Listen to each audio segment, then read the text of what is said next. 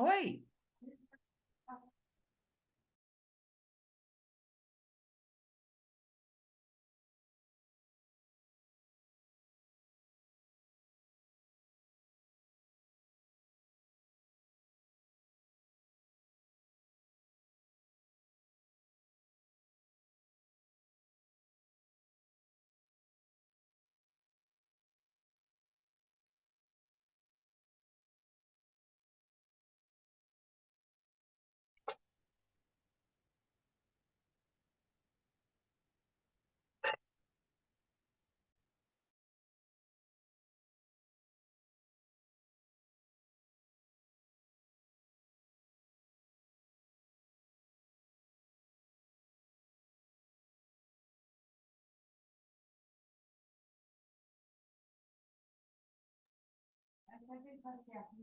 uhum. Bom dia, Cris. Bom dia, Marise. Bom dia. Bom dia. D, D tá gravando. Tá gravando. Eu vou pausar. Tá. Vamos começar? Podemos sim. Bom, Bom, vai lá. eu vou te apresentar, Pri. Antes, na verdade, nós vamos passar um vídeo, né, apresentando um pouco do nosso encontro através de uma fala do presidente do Comitê de Racismo e Discriminação da IPA. Tá bom? Depois desse videozinho que a gente vai passar, o nome do presidente é Abel Feinstein. Ele é presidente do Comitê de Preconceitos de Discriminação e Racismo da IPA. E esse vídeo ele vai dar boas-vindas, né, ao nosso ciclo de estudos. Daí eu te apresento e você pode começar a falar, tá bom?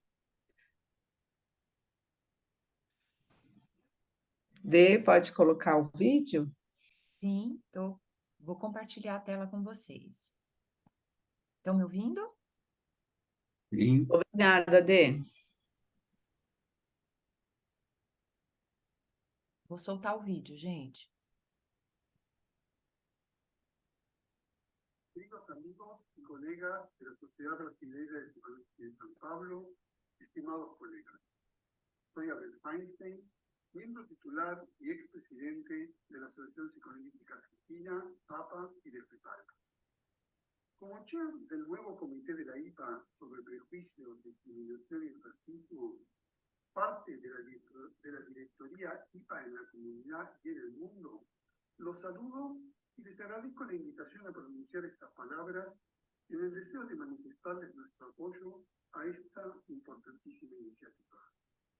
Les traigo el saludo de Mira Erlich Hinor de Tel Aviv, que preside la directoría IPA en la comunidad y en el mundo, y de mis colegas, miembros del comité, Paula Kleiger de New York, Rostin Pederberg de Londres, Leonie Sullivan de Sydney y Raya Sonana de San Paulo. Considerando que hay una presencia más o menos consciente de prejuicios, discriminación y racismo en cada uno de nosotros, y una frecuente negación de su existencia en nuestras prácticas, en nuestras sociedades y en general en nuestras culturas, se nos ha encomendado no solo el estudio psicoanalítico del tema, sino también desarrollar acciones tendientes a crear conciencia y evitar el sufrimiento que conllevan.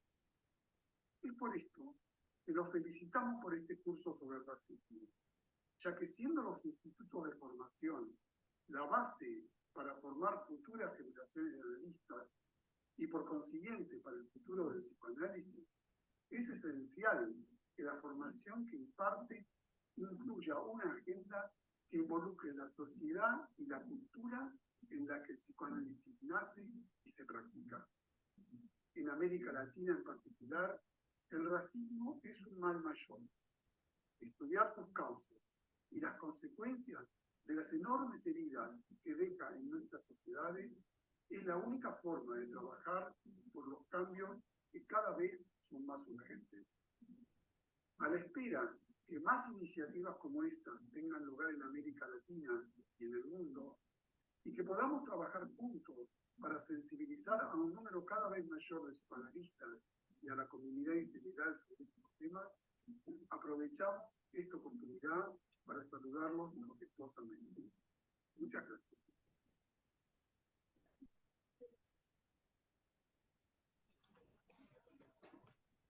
Obrigada, Denise. Bom, pessoal, bom dia a todos, sejam bem-vindos. Eu falei antes de começar, mas a apresentação do Abel já é o começo, já é o início, né, do nosso encontro. Então, quero agradecer a presença de todos vocês. Hoje é a nossa última aula e a gente tem aqui a presença da Priscila Santos. O título da nossa aula é Psicanálise e os Racismos, Limites e Apostas para Transformar a Realidade. A Priscila Santos é doutoranda e mestre em Psicologia Clínica pela Universidade de São Paulo, membro do Laboratório de Pesquisa e Extensão, Psicanálise, Sociedade e Política, do Departamento de Psicologia Clínica da USP, e professora do Instituto Gerard, tesoureira da Rede Interamericana de Pesquisa em Psicanálise e Política. Pri, seja muito bem-vinda, a gente agradece muito a sua presença. Você tem aí em torno de 30, 40 minutos para falar. Depois a gente vai abrir para uma conversa mesmo, um diálogo, uma troca, tá bom? É com você, Pri.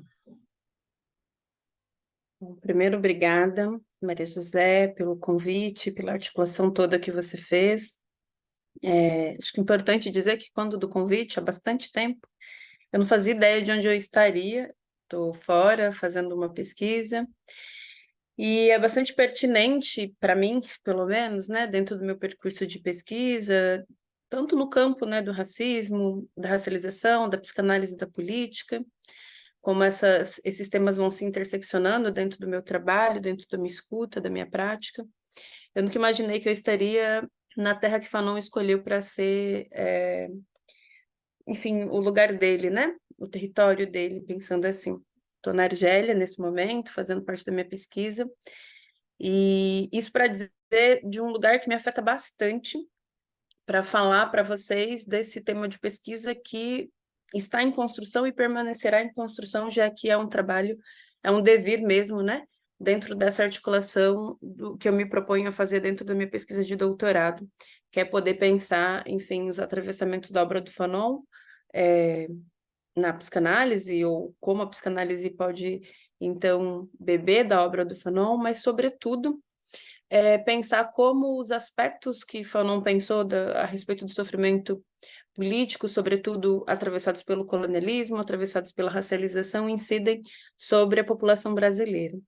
Então, é um tema bastante vivo e que, nesse tempo, assim, eu acho que atualiza a necessidade da gente pensar as consequências no presente, né? Falar das questões coloniais parece que elas estão sempre num passado, né? Já que a própria palavra colonialismo, pensar os tempos históricos, né? Parece que colocam uma espécie de linha linear do tempo, né? De acontecimentos, de processos históricos e chamados assim, né? De civilizatórios, né? E é a partir daí que eu acho que eu vou começar a questionar assim, essa proposta. Eu pensei muito que transmitir para vocês, vocês tiveram uma série de debates sobre esse tema, né, nesse percurso. Fazer esse encerramento é um misto de orgulho, responsabilidade, mas também um tanto de pressão, no sentido de saber que vários outros colegas, né, passaram por aqui e que puderam deixar, enfim, transmitir parte deste percurso que, bom, boa parte deles, né, delas e deles, compõem comigo em outros espaços, né? Então, para não me fazer um tanto repetitiva, eu queria focar, acho que em dois processos, assim, né? Falar um pouco sobre o que é psicanálise, ou o que alguns psicanalistas têm pensado a partir daí A partir daí não, a partir de bastante tempo, né? Considerando, por exemplo, tanto Fanon quanto Lélia Gonzalez e Neuza Santos Souza, que serão aí 3 eixos da minha fala. Eu perguntei no finalzinho, assim, já nessa final, a Maria José me falou assim, perguntou se eu tinha algum material para mostrar. Não sou dessas pessoas que conseguem fazer bons slides, bons materiais de divulgação, digamos assim, do conteúdo, né? E aí eu falei que não, e se eu soubesse, assim, acho que não tinha entendido que era uma aula, eu teria colocado textos. Depois eu pensei que, bom, estes textos que eu estou trabalhando são textos que estão circulando há muito tempo, e muito possivelmente vocês já devem conhecer esses textos. Então eu parto, acho que, de uma referência que vocês conhecem, mas, né, se por algum motivo, né, eu usar alguma expressão ou avançar em algum tema que vocês considerem, olha, isso aqui não, volta aqui, né? É importante que vocês falem, vocês podem me chamar aqui, vou olhar uma construção de texto e orientação que eu tenho aqui para a aula de hoje, mas vocês, por gentileza, tomem a palavra, né? Manifestem-se, intervenham de uma forma que a gente possa dialogar sobre algum ponto, alguma questão que talvez pareça tão óbvio para mim, falando aqui para vocês, mas obviamente não é. O óbvio nunca deve ser tomado nesse lugar como para todos. Bom, mas eu vou partir aí de um diálogo para tentar pensar essa escuta analítica, ou essa escuta que a psicanálise se propõe, né? E a relação dos discursos sobre raça, né? Por que eu vou partir desse ponto, né? Eu estou entendendo que a instituição, quando nos convida a fazer todo um percurso dentro desse tema, ela reconhece os atravessamentos do racismo sobre, enfim, a gente pode chamar a construção subjetiva, né? O nosso processo, enfim, historicizador, em construção como um sujeito histórico dentro do nosso tempo, a partir das perspectivas de poder pensar a nossa posição dentro do laço social, né? Eu vou passar por cada uma né, ao seu modo, por cada um destes encontros, desses pontos e dessas intersecções que eu estou tentando colocar aqui, mas eu estou reconhecendo que, de alguma forma, a instituição aposta que é importante, como a gente acabou, né, de escutar, enfim, nessa abertura, pensar sobre esses atravessamentos dentro dos modos de sofrimentos que nós temos na nossa contemporaneidade. E o que eu estou tentando dizer aqui é que esses modos de sofrimento, eles não apenas dizem da nossa contemporaneidade, da nossa atualidade, né? Eles são processos históricos dos nossos modos de nos colocarmos no mundo, de nos subjetivarmos e, portanto, né, de podermos pensar a leitura e a posição que a psicanálise tem diante destes processos, né? Claro que articular essas estratégias clínicas, né, apesar de ser fundamental, ela tem uma posição que é bastante incômoda, e ela é incômoda porque muitas vezes ela é paralisante, né? Porque ela parte de um pressuposto de denúncia de mecanismo de controle, denúncia de exclusão, denúncia de silenciamento, né? E que estão todas essas denúncias associadas, né, na perspectiva que eu vou tomar aqui, a partir dessa dimensão subjetiva, né?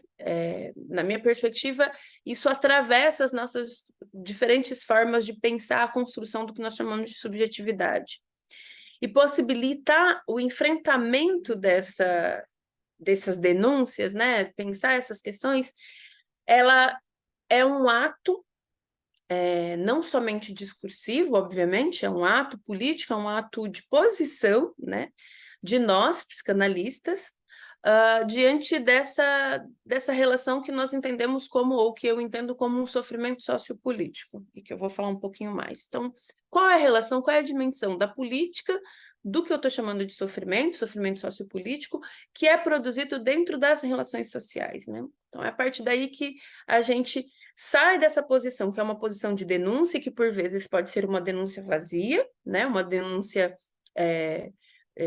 enfim, é um pouco difícil falar isso dentro do sistema capitalista, mas uma denúncia não produtiva, para atravessar esse lugar apenas de denunciar, uma denúncia que não tenha, né, um aspecto de compromisso com romper certos modos, para processos que são de contribuições, processos de construção. Essa é uma perspectiva importante para a gente poder pensar. Para isso, vou começar a partir de uma brasileira, né? O 20 de novembro foi há pouco tempo, e fazia bastante tempo, na verdade eu nem me lembro, assim, de um 20 de novembro muito tranquilo que eu tive. O mês de novembro, inclusive esse é o único espaço que eu aceitei falar em novembro. Eu já tinha dito que eu não ia trabalhar durante esse segundo semestre, porque eu sabia que eu estaria num período bastante intenso da pesquisa. Foi o único espaço que eu aceitei, pela data, por como a gente foi construindo. E foi muito bom poder me afastar um pouco, me retirar um pouco, né? Não da luta, obviamente, eu construí isso de outro lugar, mas por eu não estar no Brasil, o 20 de novembro não tem o mesmo lugar, né? E foi muito bom, em alguma medida, poder ver, e que às vezes eu não consigo, né? Por estar tão mergulhada dentro do trabalho. O mês de novembro é um mês que nós somos muito convocadas e convocados como pessoas negras a falarem sobre o tema, né? De forma bastante complicada, inclusive. Mas foi muito bom por perceber o quanto autoras e autores brasileiros, né, que a gente começou a reivindicar alguns anos atrás, como Lélia Gonzalez, Neuza Santos Souza, o Instituto Ama Psique e Negritude, né, na presença da Lucinha, a Isildinha Batista, enfim, vários autores e vários negros e negras reverberaram, né? E esses nomes hoje, eles são colocados numa perspectiva de convocar para além dos seus escritos, né? E eu pude assistir uma série de palestras, de coisas de colegas que estão também circulando,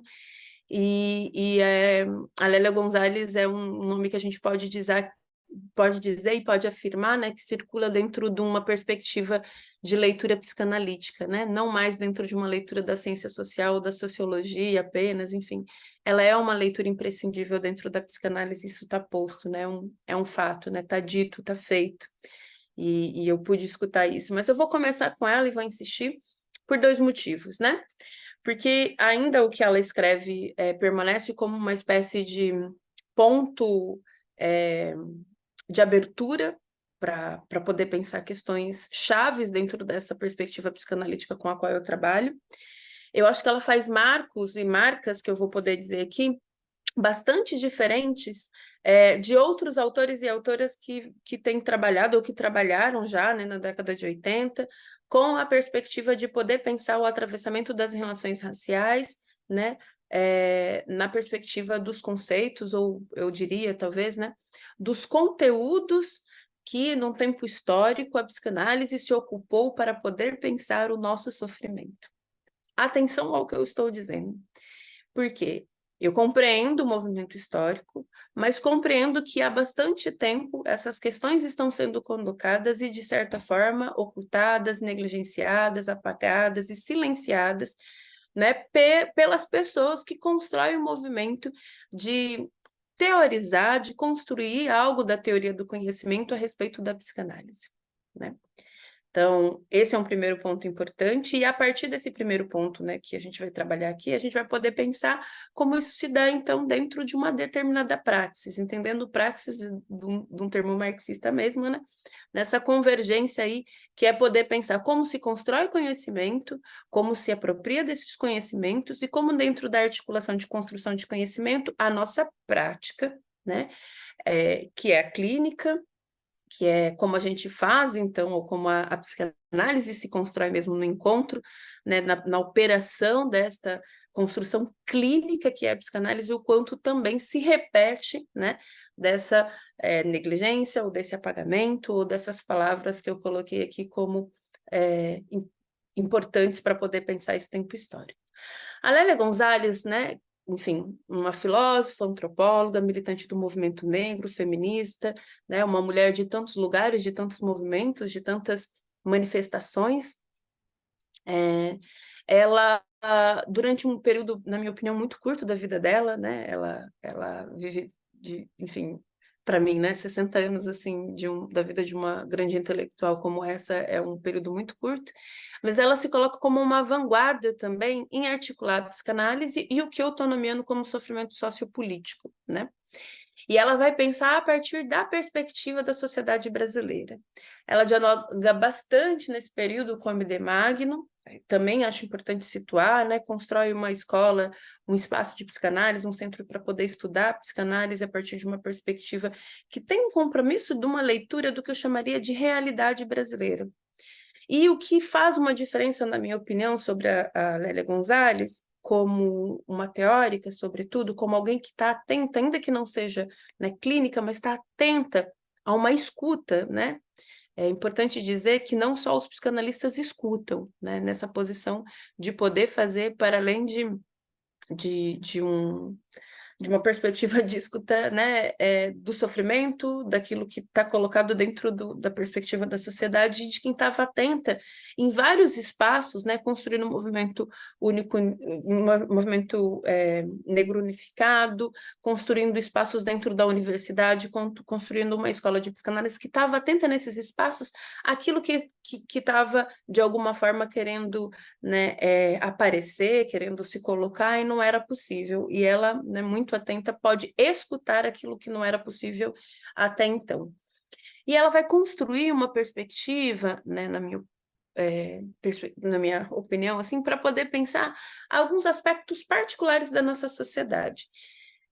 Acho importante, não é meu foco aqui, dizer que, ao longo da maneira com que a gente foi construindo o conteúdo psicanalítico, isso foi feito de diferentes formas, né? Bom, desde Freud, então se utilizou mitos gregos, parte da historiografia, do momento que a gente chama de leitura da conjuntura política, de poder entender, né? Algumas pessoas tentam, talvez, fazer uma separação destes textos, dizendo textos culturais do Freud, mas, enfim, são textos, são trabalhos que Freud fez, são trabalhos que Freud se debruçou para poder pensar, né, diversos aspectos da antropologia, da filosofia, da construção literária, né? Então, estes aspectos do que a gente chama da construção da historicidade que constrói um determinado lugar que é a Europa, serviu de arcabouço intelectual, de conhecimento e político para que Freud pudesse construir várias das perspectivas de leituras, né, das manifestações, dos fenômenos e das posições que ele pôde ocupar de escuta dentro do tempo histórico dele na construção dessa teoria que nós chamamos de psicanálise hoje. E muito sagazmente, a Lélia Gonzalez vai fazer da mesma forma, né? Tem outros autores e outras autoras que também fazem, mas ela vai utilizar mitos, ela vai utilizar historiadores não hegemônicos, essa palavra é bastante importante, né? Lélia Gonzalez era uma leitora de Clóvis Moura, um grande intelectual, sociólogo, historiador, que constrói uma perspectiva de leitura da história do Brasil anti-hegemônica, ou seja, que não faz coro com a ideia da perspectiva, né? Da democracia racial, da perspectiva de branqueamento, da leitura hegemônica que, na verdade, negligencia e retira como sujeito histórico negros e negras da Constituição do nosso país e indígenas, que adocilizam, né, que colocam como subalternizados, né, e faz o que o Fanon vai dizer dentro de um texto chamado Racismo e Cultura, uma espécie de hierarquização dos modos, das civilizações, das construções da sociedade. Tá. Lélia Gonzalez saca isso, grande intelectual, leitora de vários filósofos, autores, historiadores não hegemônicos, como eu estou dizendo, e ela vai pegar a partir de uma maneira de subversão, uma leitura, né? Tem uma frase que é bastante, enfim, ela tem uma verdade que não necessariamente está colocada na construção, mas ela me faz refletir algo bastante importante, que é a nossa cabeça pensa onde os nossos pés pisam. Lélia Gonzalez estavam com os dois pés, e quando eu digo com os dois pés, é que ela estava firmada em espaços que podiam, em alguma medida, né, transmitir a ela todo esse saber histórico, toda essa perspectiva histórica de conhecimento, de afirmação, não só de uma perspectiva da negritude, mas construção de uma perspectiva, aí sim, na minha leitura, né, de uma radicalidade universal que incorporasse essa perspectiva latino-americana, de uma leitura indígena, ainda que seja bastante inicial, de uma perspectiva da origem dos povos negros, da participação dele como sujeito histórico na nossa sociedade, para dar esse salto de superação, esse salto que a gente pode chamar de qualitativo, nas condições para poder pensar uma psicanálise que fosse comprometida com a escuta do nosso povo. Quando eu digo povo, eu estou dizendo exatamente a maior parte da nossa população que, de alguma forma, não passava, né, pelos consultórios psicanalíticos que estavam comprometidos com uma outra base teórica, com outra perspectiva que não essa que ela faz furo, né, que ela consegue colocar dentro da perspectiva psicanalítica. Ao meu ver, essa contribuição da Lélia Gonzalez, ela é uma contribuição para a compreensão dos processos que são determinantes para, num primeiro tempo, né, a aceitação de atos, de discursos, ideologias que são racistas e que vão apontar para um duplo fenômeno do racismo, né? No caso da Lélia Gonzalez, que é bastante importante, ela vai apontar para um fenômeno que é do racismo, relacionado à racialização das pessoas, né? E um segundo fenômeno que é o sexismo, né? Não dá para falar de Lélia Gonzalez sem falar também da denúncia que ela faz, da necessidade de poder pensar as mulheres, né, que são novamente, né, maioria da nossa sociedade, base da nossa sociedade, classe trabalhadora da nossa sociedade, as mulheres negras, né, não tinha para ela como pensar para além dessa perspectiva negligenciando. E ela fez esse compromisso, não só na psicanálise, mas dentro do movimento negro, considerando e reivindicando, por exemplo, as estratégias, as importâncias de considerar um movimento que fosse afro-latino-americano, né, e é o que a gente reivindica, e a gente vai falar um pouquinho disso, a partir de uma psicanálise também que tem essa perspectiva, este olhar, que é poder pensar que lugar é esse que nós somos tomados dentro do laço social e que nós nos colocamos e que promove determinados sofrimentos específicos, né? Esse questionamento é bastante importante. E ela convoca, ao meu ver, de um jeito bastante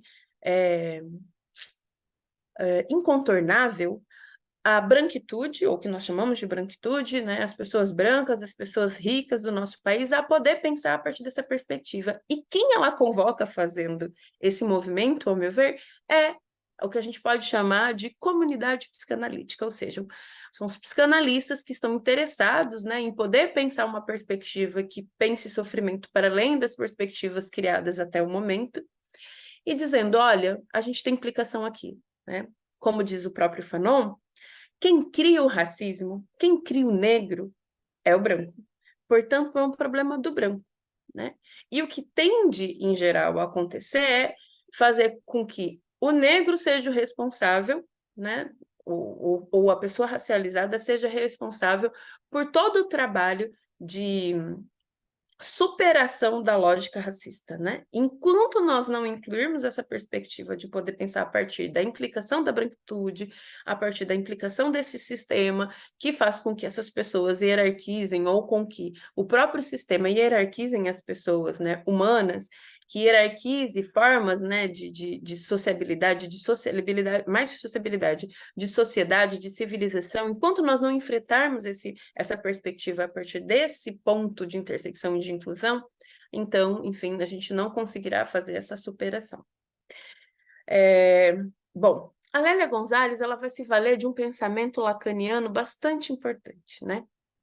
Qual é o pensamento? E aí, vou explicar para vocês por que eu vou tomar a partir da Lélia Gonzalez. Porque, para mim, ela tem uma chave importante, Fanon já havia dito isso, alguns autores também, mas ela vai tomar não num lugar que Fanon já havia denunciado, que é um lugar, uma espécie de posição que confirma um certo desprestígio, uma posição dentro dessa lógica hierarquizada, né? Que é tomar a pessoa negra dentro de uma posição apenas como oprimida. Isso não tira esse aspecto, né? Mas ela vai pegar a partir de uma lógica lacaniana, que é poder pensar como se constitui o desejo. O que a gente está dizendo quando a gente está dizendo da construção do desejo dentro, né, de cada um, assim, obviamente tem a sua particularidade, mas o que a gente está dizendo dessa constituição do desejo dentro da humanidade? E o que tem que ver o racismo, né, o que a gente pode chamar de racismo estrutural, o que tem que ver essas lógicas de dominação, essas lógicas de hierarquização dentro dessa nossa Constituição. né, enquanto humanidade, enquanto brasileiros, né? O que ela está situando é o desejo, e aí ela vai colocar o desejo pelo negro, e esse desejo pelo negro, ela vai colocar numa possibilidade, numa perspectiva semântica para poder pensar todos os estereótipos que compõem uma identidade fixa, cristalizada, e não é assim que eu entendo identidade, eu entendo identidade como um movimento, como uma perspectiva de poder se identificar, se separar, enfim, né? A gente pode falar mais disso depois, mas eu não queria me deter tanto nisso, mas eu estou tentando pegar aqui a partir de uma lógica do negro como um significante que tem aí discursivamente uma série de atributos que são colocados ou são vistos, né, como uma espécie de redoma, né, para engessar a possibilidade de uma perspectiva de humanidade, né? Ou seja, quais são os atributos colocados dentro desse processo de racialização que congelam uma perspectiva de possibilidade de ser, de humanização.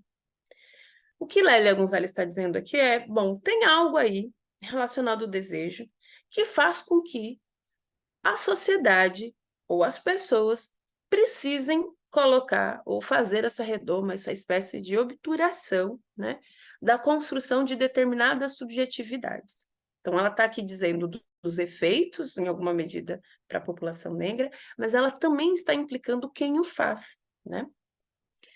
Que a Lélia Gonzalez também vai poder dizer, e aí em especial, né, pela mulher negra, né, ela vai poder fazer uma espécie de exemplificação, né, ao meu ver, uma exemplificação simples e brilhante de como uma mulher negra pode ocupar diferentes lugares, tanto dentro da discursividade, quanto dentro desses aspectos relacionados ao desejo, mas ambos estão obturados, estão fechados para a possibilidade de um devir ser, né? Entenda esse fechado não como uma impossibilidade, um determinismo, né, mas como um processo discursivo que dificulta, que promove opressões, que promove dificuldades para que essa pessoa possa se colocar, né, de outra forma, né, a fazer furo nessas lógicas. Bom, as figuras que ela vai tomar, e aí eu acho... Não vou entrar também nesse aspecto, mas eu vou citar como, acho que uma contribuição bastante interessante, né? Ela vai pegar a figura da mulata, né? E da doméstica, ou da mãe preta. A Rita Segato, como eu disse, não vou me fixar... Assim, a Rita Segato, ela também vai pegar essa perspectiva, não à toa, pensando nos aspectos sociológicos, também vai dialogar com a psicanálise, né? Para poder pensar numa outra chave, numa outra dimensão, pensando nas religiões de matriz africana, pensando leituras antropológicas e sociológicas do campo de como se manifestam socialmente esses fenômenos de afiliação, né? Bastante interessante. Mas ela vai poder também ler como essas manifestações coletivas, elas incidem, ou elas dizem, né, de não ditos, de transmissão histórica, social, e dizem ainda mais de uma espécie de repetição de algo com que, ao meu ver, a Lélia Gonzalez faz de um jeito bastante importante, que é dizendo de como o racismo é um racismo de denegação. E na perspectiva dela, voltando à relação do desejo, é uma denegação deste desejo, né? Vamos tentar pensar essa perspectiva de dimensão aí do desejo, né? Ela vai dizer que diante dessa perspectiva, ou como ela vai identificando essa perspectiva, né, é possível entender a dimensão da língua, da resistência, né, e das formas de operação dessa questão a partir do que ela vai chamar de português, ou seja, ela vai dizer que nessa língua que a gente fala no Brasil, que é o português, né, gramaticalmente falando, tem subversões, tem influências, né, que nos tornam ou nos promovem a falar a partir do português. Eu gosto de pensar a partir dessa linguagem porque, de fato, né, depois ela vai falar, né, da possibilidade do lixo dizer, ou seja, daquilo que escapa ali, daquilo que sobra, né, entendendo sobra também como um aspecto de daquilo que tem algo do resto, daquilo que é precioso, né? Daquilo que promove dentro do campo psicanalítico movimentos importantes de transformação, de deslizamentos, né? de saltos, digamos assim, ou saltos não, de transformações importantes, né? Dentro dos nossos processos. O que ela está tentando dizer é que, de alguma forma, algo que resiste ali, algo que opera dentro do português, algo que faz com que a nossa língua seja diferente, e eu reivindico o brasileiro ao invés do português, né? A gente está vendo aí uma série nesse momento, de questões aí lá em Portugal, porque as pessoas começam a falar mais o português do Brasil do que o de Portugal, enfim. Para além das querelas, né, dessas questões da linguagem, o que ela percebe aqui é que algo resiste, algo insiste. E essa resistência, essa insistência é lida pela Lélia Gonzalez como algo da ordem do desejo, né? Então, ela vai dizer assim, em alguma medida, né, que essa relação que pode, em alguma medida, ser encontrada dentro de uma lógica de violência, dentro de uma lógica de apagamento, dentro de uma ordem ignorada, né, é uma espécie de ratificação material, né, simbólica, social, discursiva e subjetiva de determinados desamparos. Na verdade, a palavra desamparo quem coloca sou eu, a partir de uma outra perspectiva, né, que é a perspectiva dessa relação que eu estou construindo de sofrimento sociopolítico, bastante em ligação com a minha orientadora, que é a Miriam de Bio Rosa, né, e que vai articular essas relações de desamparo. Bom, a gente não precisa, não tem como, na verdade, não tem como a gente negar que ao longo da nossa história, até hoje, 2023, né, e não vai mudar até amanhã, 2024, enfim, não assim, a nossa perspectiva histórica é de opressão e de constante desamparo material dessas pessoas, né? Das pessoas negras, sobretudo das mulheres negras. Não, isso é inegável, né? O que a democracia racial tentava dizer é que, bom, a oportunidade, o sol é para todos, a oportunidade é para todos, não conseguiu quem não quis, quase isso, né? Essa frase esse excerto, um determinado excerto que a Lélia Gonzalez vai brincando, né, no início do texto Racismo e Sexismo, que ela coloca que nos chamam à mesa, mas não para sentar à mesa, né, para poder fazer uma determinada homenagem, mas não para sentar à mesa, tem o seu lugar, né? Essa leitura, ela continua sendo constante, né? Então, nós somos chamados a participar da sociedade, mas num determinado lugar, que é de subserviência, né?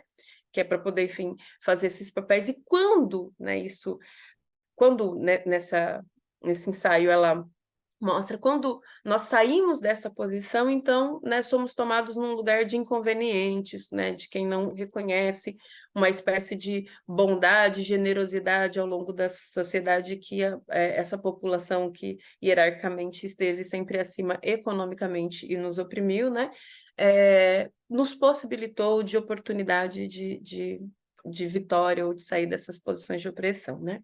Esse texto da Lélia Gonzalez é bastante importante também, porque o que ela está dizendo ali, na verdade, são duas questões, que há, sim, né, um grupo de pessoas que, de alguma forma, se acaba sofrendo essas opressões e fica numa posição que de um sentimento ou mais de uma posição que é de inferioridade, né? Que é da leitura que o Fanon também traz, e dizendo em alguma medida que essa leitura, né, uma leitura que o Manoni faz, né, sobre uma espécie de síndrome, né, das pessoas negras, né? Ele faz essa leitura a partir dos malgaches, que são os povos de Madagascar, né?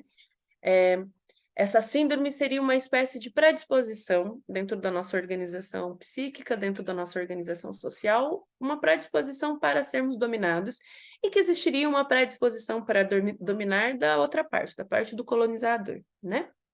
Então, é como se tivesse um match aí entre estereótipos, né, sociais, estereótipos.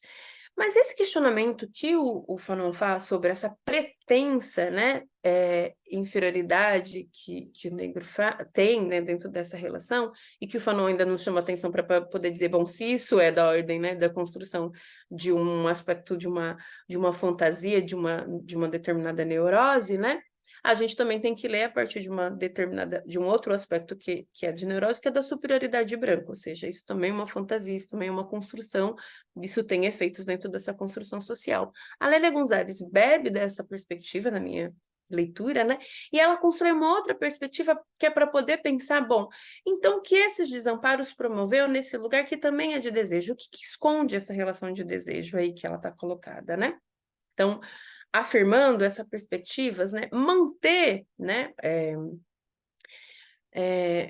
Essa leitura radical, né, do que a gente poder pensar o atravessamento da política dentro da construção do inconsciente, poder pensar essas relações de desamparos e essas perspectivas, né, tanto desamparo material quanto também discursivo, subjetivo, eu diria propriamente de uma gramática, né? Eu acho bastante interessante, porque o Fanon vai dizer lá no seminário, o Lacan vai dizer lá no seminário 18, né?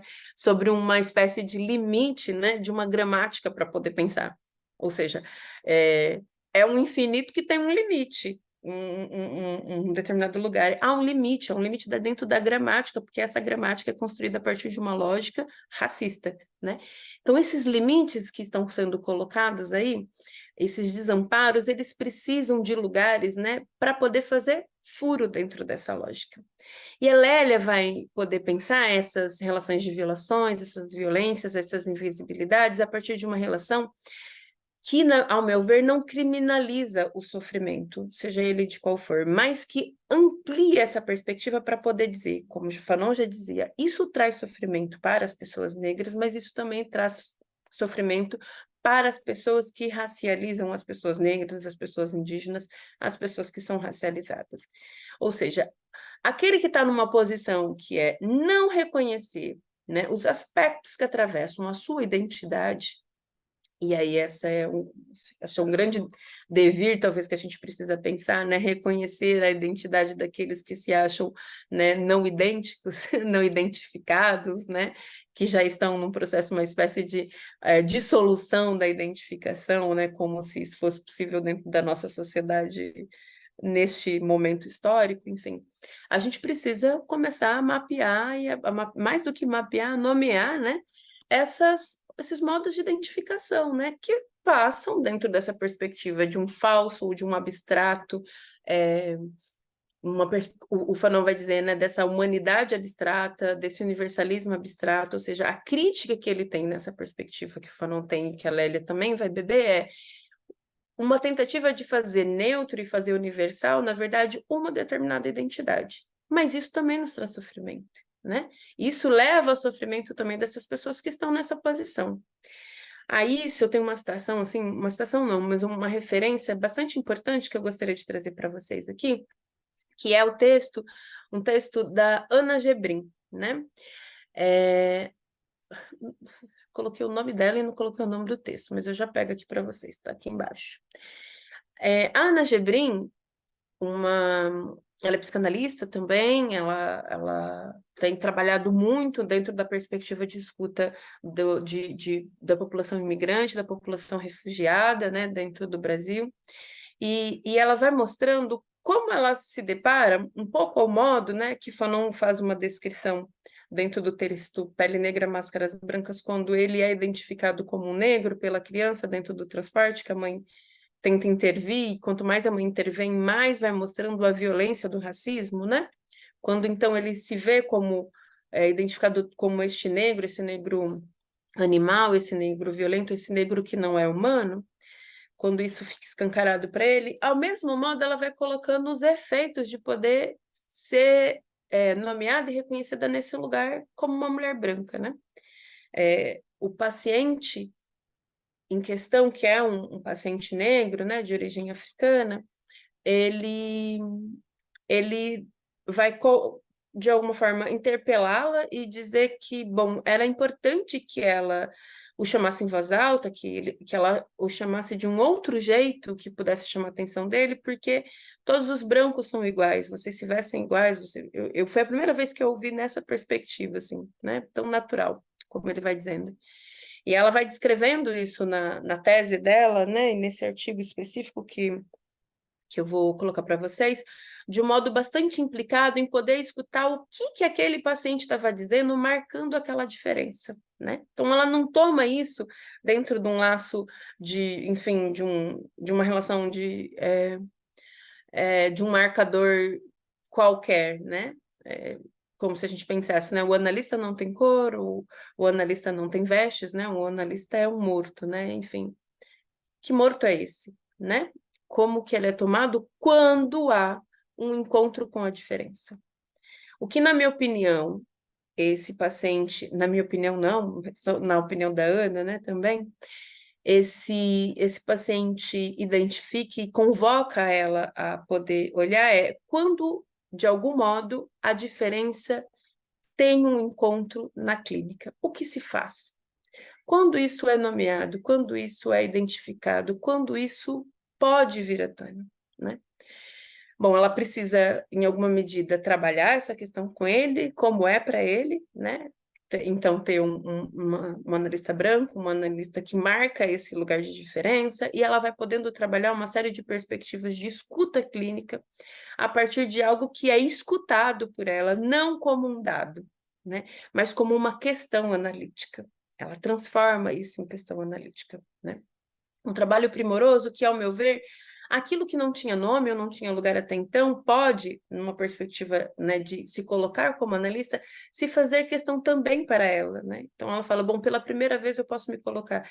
Ela falou, pela primeira vez a minha branquitude é nomeada, é dita, e eu saio dessa posição de neutralidade de universal para ocupar um lugar particular de diferença que, ao meu ver, cada analista tem no encontro com um analisando, né?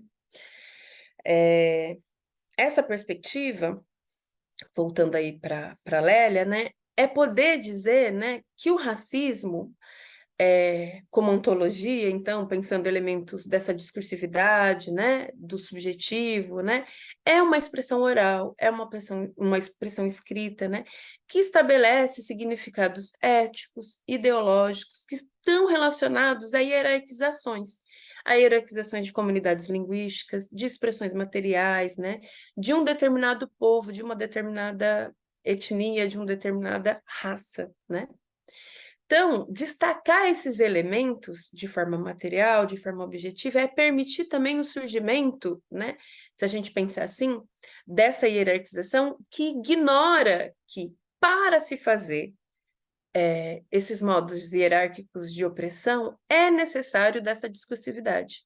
Quando a gente ignora que há esses modos, né, discursivos de se nomear, de se instalar essas questões, nós ignoramos que estes efeitos eles estão dentro do aparelho, digamos assim, dentro do processo de escuta analítica, né? Como eles aparecem, como nós podemos questioná-los, né? Eu acho que nesse sentido, também não é uma tarefa minha aqui hoje, a perspectiva feminista nos ajudou muito dentro da psicanálise a poder pensar como os modelos patriarcais operam também dentro da psicanálise, utilizando alguns termos, do desamparo gramatical, do desamparo discursivo, mas também do desamparo das posições materialmente de ocupação de espaços de poder, de construção de conhecimento, né? Permitiu uma espécie de transmissão patriarcal dentro do modo de fazer, né, psicanalítico durante um longo tempo. Eu reconheço, assim, como um legado mesmo, por parte das psicanalistas feministas que fizeram essa luta, uma espécie de divisor de leitura da perspectiva psicanalítica que tem um determinado compromisso com essa escuta, com esses modos de sofrimentos que não fazem coro numa repetição de violências sistemáticas, né? de negligências com modos de emancipação, né? Que estavam colocados desde um primeiro tempo dentro da psicanálise e foram simplesmente não escutados, ao meu ver, não dialogados, né? E elas vão fazer esse trabalho. E eu acho que, a partir dessas perspectivas desses autores que eu estou trazendo aqui, a gente tem ferramentas para também construir essa perspectiva que tem um compromisso que não continue fazendo coro com essas posições gramaticais, discursivas, que promovem uma espécie de surdez dentro, né, dessa construção dos conteúdos e dos saberes fazer, digamos assim, de cada analista e de cada operação de escuta, modos de apagamento desses modos de sofrimento. Bom, nesse momento, assim, eu acho que bastante interessante, né, colocar aqui, como que a Lélia Gonzalez faz isso, né? Ela vai usar o racismo como algo que constrói a partir dessa denegação, ou seja, aquilo que se nega afirmando, né? Não existe racismo, né? Na perspectiva, é uma afirmação que a Lélia Gonzalez está dizendo que é a maior maneira de poder dizer há racismo. A com H, existe racismo, né?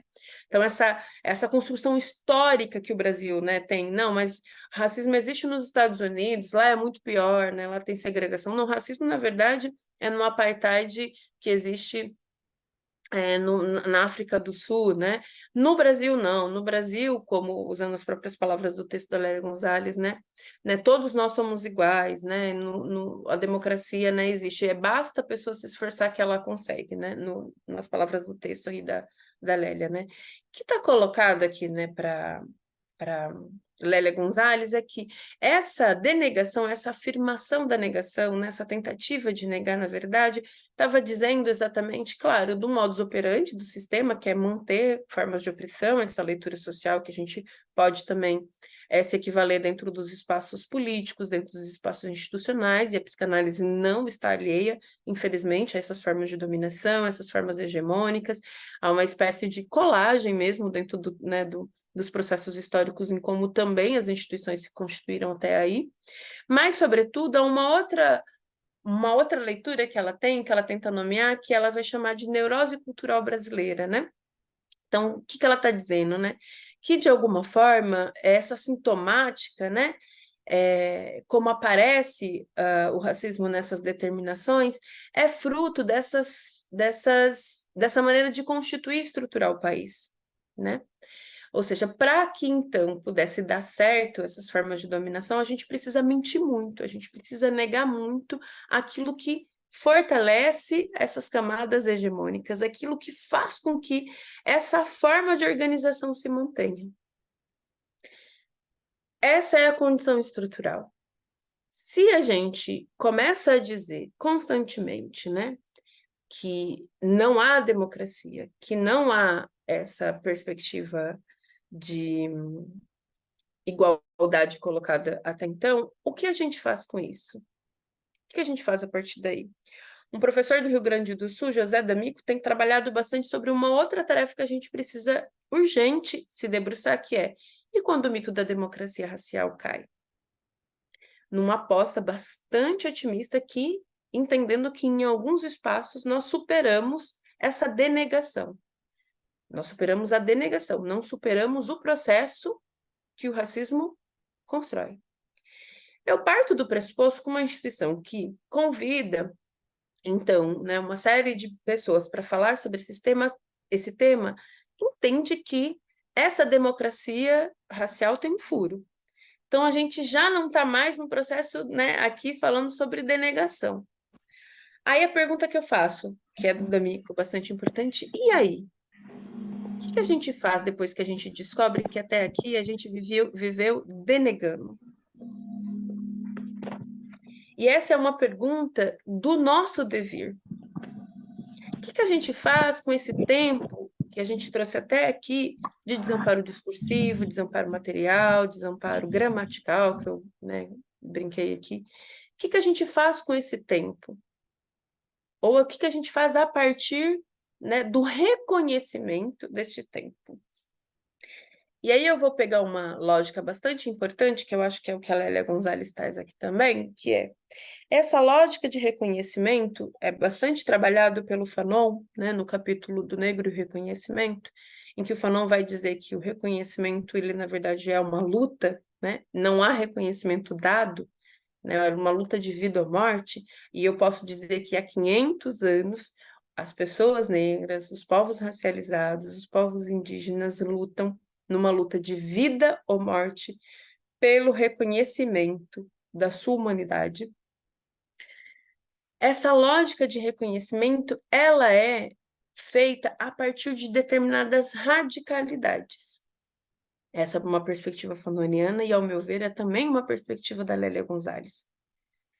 Radicalidade, porque se opera numa lógica de poder colocar no centro do debate, como prioridade, exatamente aquilo que estava até então denegado e excluído e que lutou para ser reconhecido como aspecto que constrói aquilo de mais precioso ou de superação da nossa condição atual para o nosso dever. Então, sim, de forma bastante radical, eu estou dizendo que é necessário, no Brasil, que nós coloquemos no centro do debate dos espaços psicanalíticos a condição e as estruturações do sofrimento das pessoas negras, para que a gente possa sair e superar uma lógica de saber fazer psicanalítico que não mais seja hegemônico nessas posições de alienação, apagamento, né? E que promove, consequentemente, toda uma estratégia de manutenção das condições atuais de construção dos espaços de poder, dos espaços de construção dos conteúdos psicanalíticos, dos espaços que promovem uma espécie de manutenção do mesmo. Essa radicalidade, né, que é essa radicalidade dessa luta, né, que a gente precisa colocar, promoverá, ao meu ver, na leitura que eu tenho tanto do Fanon quanto da Lélia Gonzalez, um devir que aí não só de aposta da humanidade, né, não pensando que a humanidade é, né, de alguma forma, dentro da construção do mundo, né, uma maravilha, a quintessência da maravilha, e vai nos salvar, e a gente tem visto que muito pelo contrário, mas enfim, os indígenas, sobretudo, têm aí uma bela lição para nos ensinar como a humanidade precisa ser pensada e se colocar no mundo, mas essa radicalidade que eu estou dizendo da humanidade, essa perspectiva, e aí sim Lélia Gonzalez vai entrar com todas as letras, é dizer, né, como o Fanon colocou, que é uma humanidade que nos é retirada a partir do processo que a gente denega a parte de nós mesmos. Né? Negar o racismo, denegar o racismo, não reconhecer a humanidade, né, nas outras pessoas que marcam alguma diferença, é permitir que a nossa própria humanidade, a humanidade também daquele que racializa, que marca a diferença, seja retirada, né? Então, viver essa determinada radicalidade, o Fanon vai brincar, né? Descer aos infernos, poder se colocar de encontro a esse desejo que organiza o nosso país, que mata um número de pessoas cada vez maior, né? O desejo de eliminar essa diferença, um desejo que é se colocar a todo e qualquer custo numa posição hierárquica de opressão.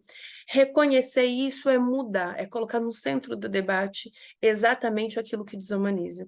Enquanto também nas instituições psicanalíticas nós não colocarmos, né, essas questões dos sofrimentos desses povos, dessas pessoas no centro do debate, nós vamos continuar claudicando, né? Nós vamos continuar, na verdade, tropeçando naquilo que não faz com que a gente supere modos de sofrimento da nossa atualidade. É óbvio que os sofrimentos não são condições de adoecimentos, mas a clínica tem um compromisso com que, senão, os modos de sofrimentos de um determinado período histórico.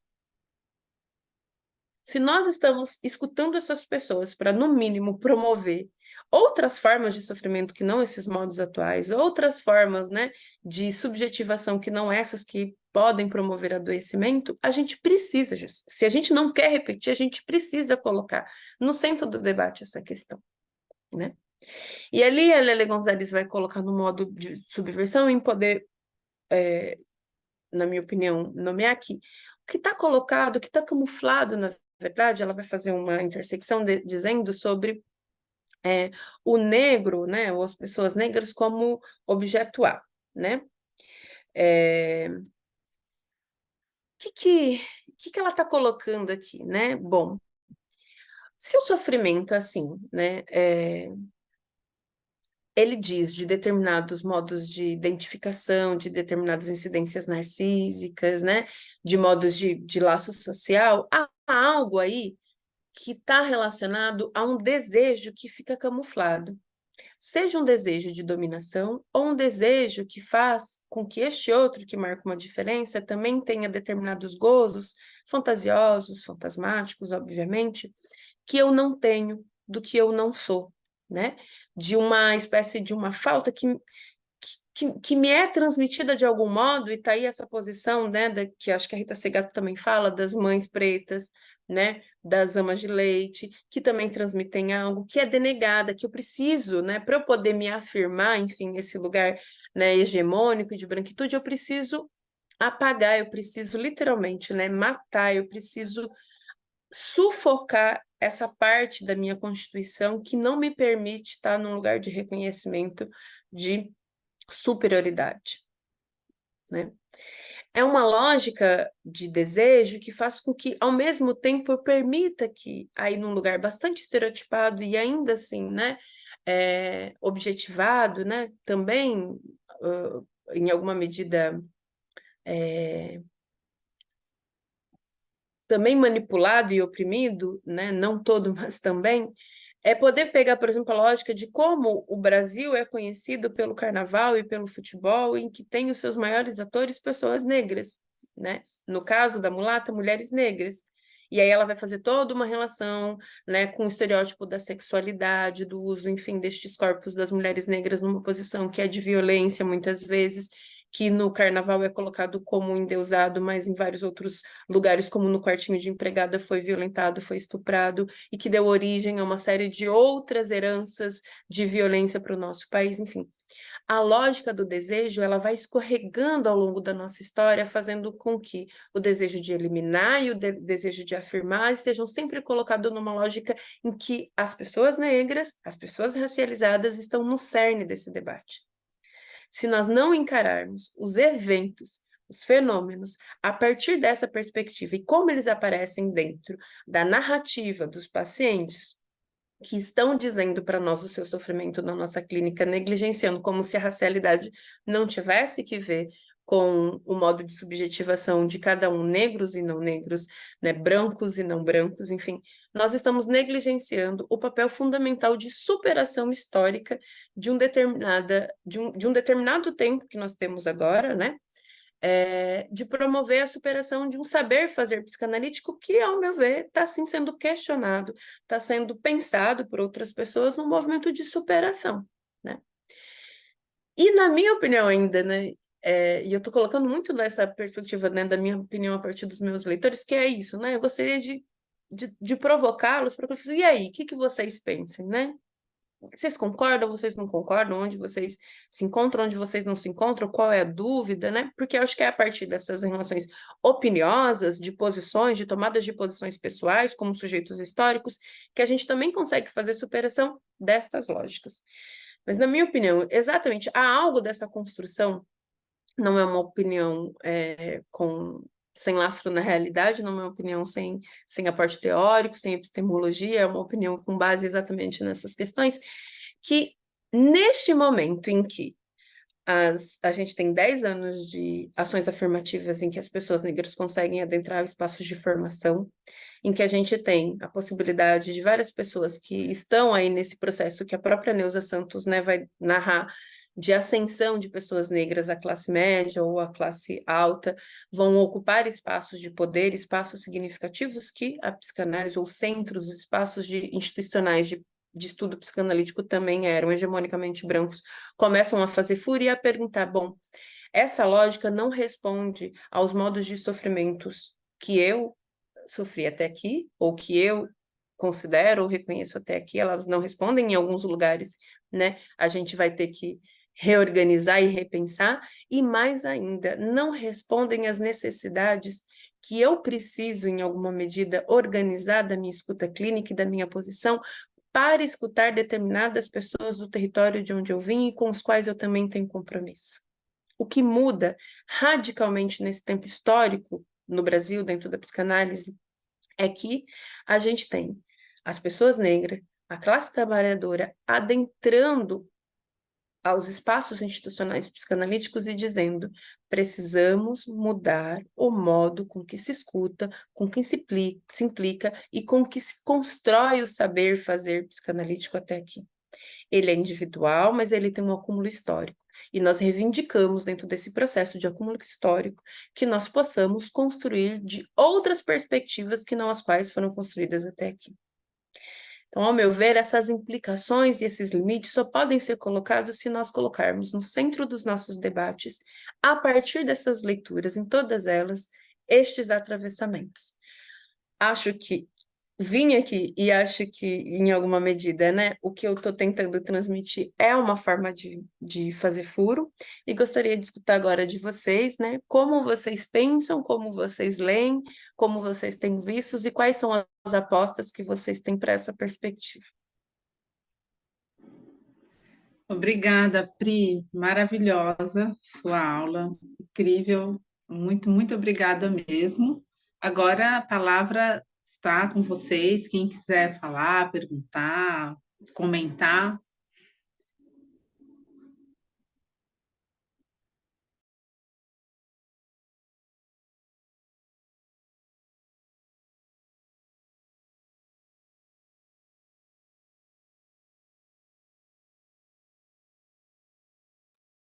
Sou sempre eu, né?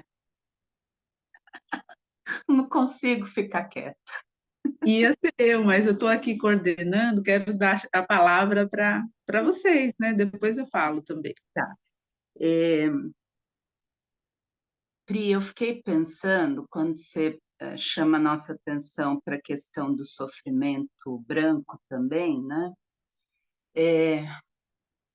Que para mim parece o mais difícil até o momento da gente conseguir fazer furo nesse tal sofrimento branco, porque, de alguma forma, a branquitude dispõe de uma série de instrumentos para não fazer um enfrentamento direto do seu sofrimento branco, né? Por exemplo, quando a branquitude muito rapidamente se sente acuada, né, ela tem mecanismos concretos para não fazer o seu trabalho frente a esse sofrimento, né? Então, vai desde uma vitimização, quando as pessoas brancas reagem com mas por que tanta hostilidade, mas desse jeito não é possível, o que ficou para trás ficou, somos todos iguais, né? Então tem desde essa coisa mais vitimista até coisas realmente violentas, no meu entendimento, que é normatizar, definir as regras do jogo, entre aspas, né?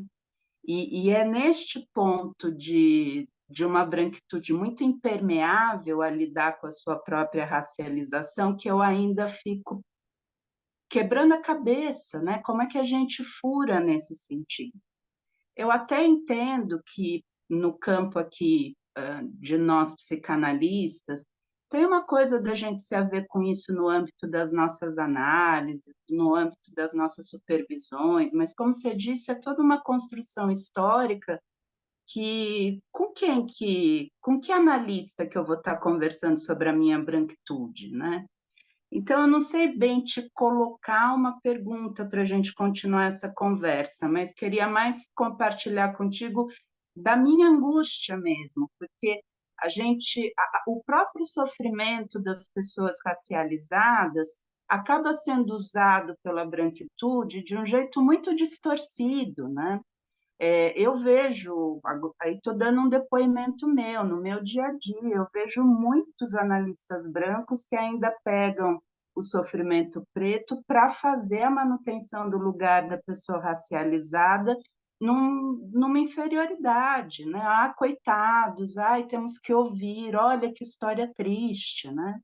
E tudo isso que você vai apontando para a gente de que, olha, você branco não está tão bem na fita assim, parece que eles vão desviando disso, vão desviando disso, né? Então, é mais um desabafo no sentido de eu não consigo ainda entender como é que a gente sacode a branquitude, colocando em palavras mais simples, né? Como é que a gente sacode essa branquitude?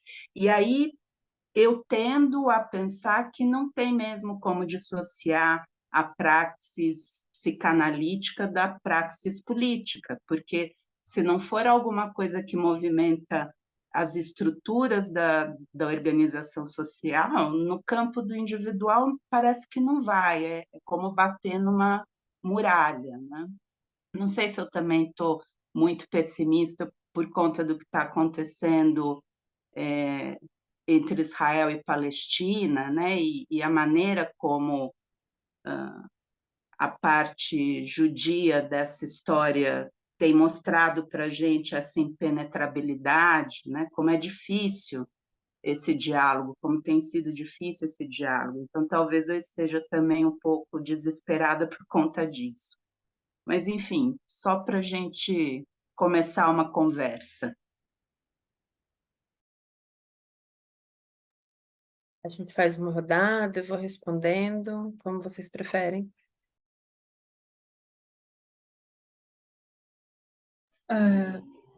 Vou fazer um comentário também, Pri, aí você responde, quer dizer, comenta, enfim. Eu vou falar, assim, da minha experiência enquanto analista negra, numa sociedade majoritariamente branca, né, do instituto que eu faço parte, que a gente está organizando esse evento. Nós somos analistas em formação, né? E eu sempre toco nesse ponto de que, infelizmente, os nossos colegas não se interessam, né, por essa temática, né? Poucas pessoas vieram participar desse encontro. E então, o que eu sinto dentro, né, inclusive fazendo parte de um projeto de ação afirmativa dentro da nossa sociedade, é isso que a Cris vai trazendo, né, dessa dificuldade da branquitude de levar em conta a questão racial. Até leva, mas, assim, de um jeito muito, na minha opinião, às vezes até descompromissado, difícil de ser tocado pela questão, né? Então, a ideia até desse ciclo de encontros era levar essa discussão para dentro do nosso instituto, né? São os analistas que estão se formando para que isso pudesse tocá-los de alguma maneira. Então, o que a gente percebe é que o interesse é bem pequeno. E atualmente eu faço supervisão com o Inácio Paim, que é um analista negro da Sociedade de Porto Alegre, porque eu senti essa necessidade também de ter uma outra forma de enxergar a escuta do psicanalista, né? E está sendo muito interessante para mim, porque esse modus operandi de escuta dos analistas brancos, ele é muito engessado, e eu queria aprender um outro jeito de pensar. Então, a sua fala hoje, para mim, é muito importante e traz muitos elementos e argumentos para a gente poder pensar nessas questões e até discutir dentro do nosso instituto acho que com mais força, né, com mais solidez. E, enfim, quero te agradecer aí o que você, todo esse conhecimento que você traz. E, bom, acho que você pode comentar um pouco disso que eu queria dizer, né, da dificuldade que a gente tem de discutir essas questões.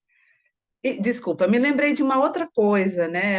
Essa semana eu participei de um evento no Rio de Janeiro, e um analista branco falando assim: nossa, mas por que você sempre tem que colocar essa questão da cor, de ser negro, quando a gente fala sobre isso?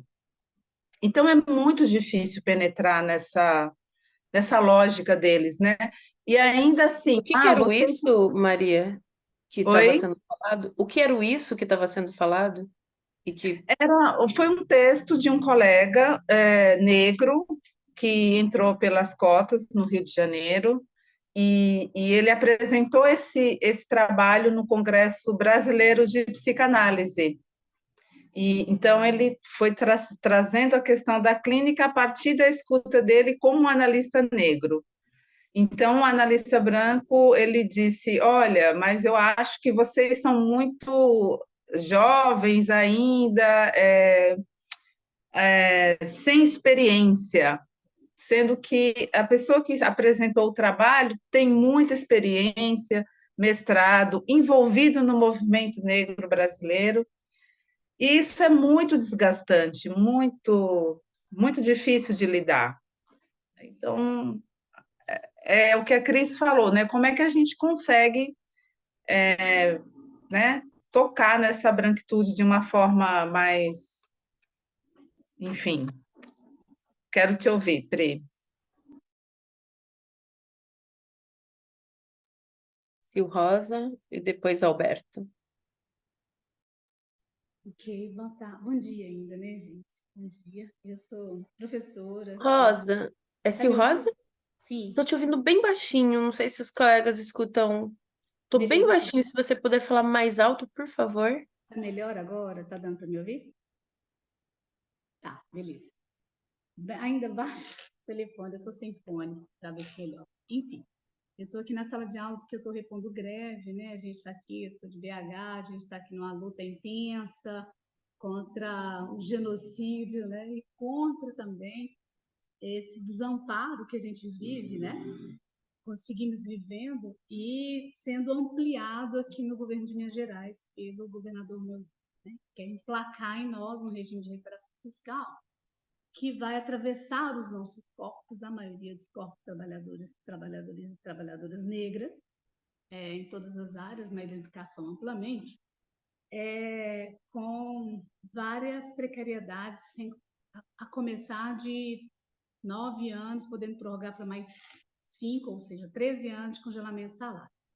E aí, dizendo disso, quando a Cris fala, né, desse sentimento que a gente tem vivido no século, acompanhando uma atrocidade, uma guerra tão violenta, ao vivo, na palma da mão, cotidianamente, como que se opera uma guerra, como que se mata pessoas, acompanhando 24 horas por dia bombardeado. E quando a gente vê esse bombardeio que a Cris trouxe, né, também vários corpos negros que está na região do Oriente da Ásia, a gente tem aqui também, no nosso país, no ano, uma média de 30 mil corpos negros sendo vítimas desse racismo, dessa violência permanente na juventude, né, na juventude feminina, na juventude masculina, com todos os seus gêneros aí embutidos, né, dessa comunidade, também mortas vítimas do racismo. E quando você traz, dizendo, né, desse sofrimento do branco, qual sofrimento que os brancos teriam, principalmente os brancos, a maioria dos seus homens cis, héteros, heteronormativos, que estão aí na gestão de várias políticas legislativas, seguindo na judicialização desses corpos e numa judicialização legalizada, que a burguesia não anda na ilegal. Eles legalizam toda a violência que produz nos nossos corpos 24 horas por dia. Então, qual é o sofrimento que eles têm? Eu não consigo mensurar. Né? Que medida desse sofrimento que eles têm? E se sofrem, ok, sofrem. Mas daí eu vou tirar uma férias no Caribe, eu vou tirar uma férias na Europa, eu vou para o shopping fazer muitas compras, eu vou aproveitar porque me alivia, né? Já que eu não posso ajudar, eu me alivio, né? Nas compras caríssimas, nas bolsas caríssimas, nos sapatos caríssimos, e me alivio com o calor, porque, embora a minha bolsa é de jacaré, mas eu estou queimando o Mato Grosso, estou queimando a Amazônia, estou devastando a Amazônia. Mas a minha bolsa é de jacaré, couro de jacaré, couro de cobre, por aí vai. Então, é um sofrimento, ok? Pode ter, que me distancio dele, porque eu não quero sofrer. Eu sei que ele existe, porque a mídia insiste em me dizer, e atualmente eu vejo isso na palma do meu celular, porque eu sou notificada pelo Google, sou notificada pelo Instagram, sou notificada por um monte de coisa, mas eu simplesmente dou um clique e apago para não ver, porque eu não quero ver. E no meu condomínio fechado, eu não preciso de ver, porque tem de tudo lá. Eu tenho um shopping dentro do meu condomínio, não preciso sair para ver a pobreza, para ver o lixo, para ver o outro, para ver o diferente, sobretudo o diferente racializado. Então, a gente vive uma hipocrisia na sociedade que é muito grande, embora a gente possa ter, né, e aí, através da clínica, a clínica que nos escuta, a clínica que muitas vezes faz, né, se coloca nesse lugar da escuta, como você acabou de dizer, de ver e ouvir o outro, eu posso ouvir o outro e me reconhecer nesse papel de privilégio, mas eu tenho uma sociedade inteira que não quer escutar. E nós estamos dizendo, nós, o povo negro está dizendo, o povo indígena está dizendo, e eles seguem não escutando, porque o marco temporal está aí, a gente precisa derrubar. E eles continuam não nos escutando. Então, é uma sociedade que ainda o branco que cria o racismo, ele segue criando, porque não é só uma questão, é para além da questão do racismo, é a questão do capital, é o sistema. É o capitalismo, ele emprega isso. O outro tem que deixar de existir para que eu tenha esse poder, para que eu me veja, né? Eu tenho que matar a Gaia para que eu siga vivendo, né? Então, o mito da democracia, ele é, com todas as 10.639 que a gente possa ter, ele segue existindo, e a denegação, a gente comprova que ela, né, a própria afirmação da negação, como você traz, a gente comprova que ela existe, mas eu continuo negando, porque eu não vou sofrer. Eu não vou sofrer com ela, porque eu vou usar outros mecanismos. E quem continua sofrendo somos nós que vivemos esta violência cotidianamente, né? E vivemos quando a gente vê o outro, mesmo que seja do outro lado do oceano, também vivendo da mesma violência. É um desafio muito grande tocar o outro na perspectiva do protagonismo, além de escutar, materializar essa escuta. Então, escutar, nós estamos escutando, está todo mundo escutando, mas a materialização dessa escuta, que eu acho que é o desafio maior. Então, assim, o que precisamos mudar, né? Como você traz aí essa pergunta, o que vamos fazer para mudar esse olhar?